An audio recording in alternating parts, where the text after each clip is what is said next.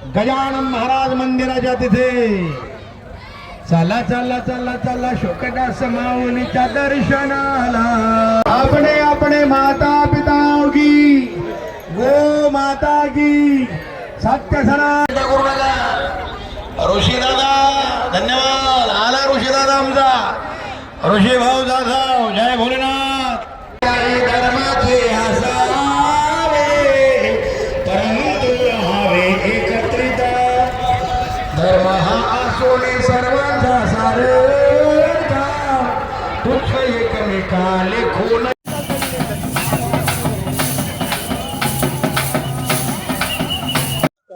नमस्कार, मी डॉक्टर संजय धाडकर, मी येथून जवळच डोनगाव या मी डॉक्टर सरिता शालिवाहन पट्टणशेट्टी, मी जत जिल्हा सांगलीवरून इथे आलेली आहे आणि मी लहानपणापासून इथे येते कारण माझं माहेर इकडचं आहे।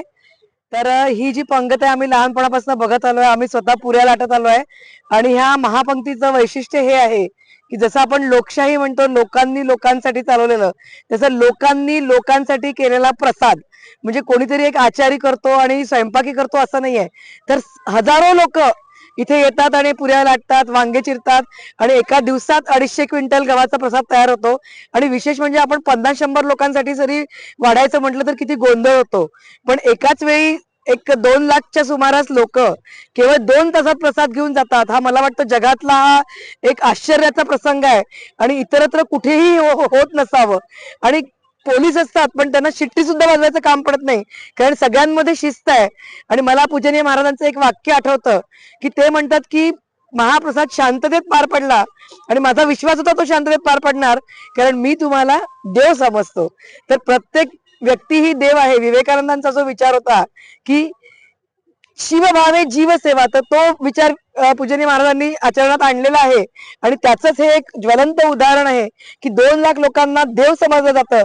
आज आपण बघितलं असेल की गंध लावून फूल ठेवून पूजा सुद्धा आमची केली आहे आणि प्रसाद महाप्रसाद आहे हा कुठेतरी श्रीकृष्णाच्या गोपालकालासारखा आहे, कारण याच्यामध्ये जात पंथ धर्म वर्ण वर्ग काहीही याच्यामध्ये भेदभाव नाहीये। पुरुष पण करतात, स्त्रिया पण करतात, प्रत्येक जातीचे आणि धर्माचे लोक याच्यात सहभागी होतात आणि एकाच पातळीवर, म्हणजे प्रसाद घेताना पण कोणी वर खाली असं नाही, तर समानतेचं हे प्रतीक आहे। आणि असा हा एकमेवाद्वितीय सोहळा, याची नोंद गिनीज बुक मध्ये व्हावी अशी माझी विनंती आहे।